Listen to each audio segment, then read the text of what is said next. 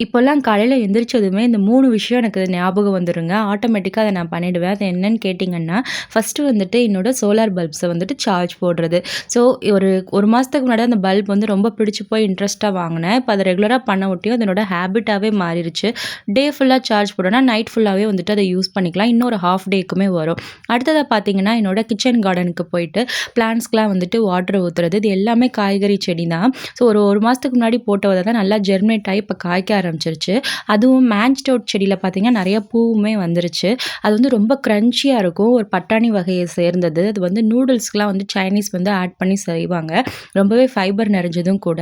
அடுத்ததா பார்த்தீங்கன்னா, குழந்தை பிறந்ததுக்கு அப்புறமா ஒரு 3 மாசம் கழிச்சு இப்போ வெயிட் லாஸும் ஸ்டார்ட் பண்ணலாம் அப்படின்னு சொல்லிட்டு நெறைய எக்சர்சைஸ் அப்புறம் வந்துட்டு டயட்லலாம் இருக்க ஆரம்பிச்சிருக்கேன். ஸோ அதனால காலைல எந்திரிச்சதுமே வெயிட்டும் வந்துட்டு செக் பண்ணுவேன். ஸோ நீங்க இது போல ஒரு என்ன விஷயத்த வந்து காலையில ஃபாலோ பண்ணுவீங்க அப்படின்றத வந்து கமெண்ட் செக்ஷன்ல சொல்லுங்க. பாய்.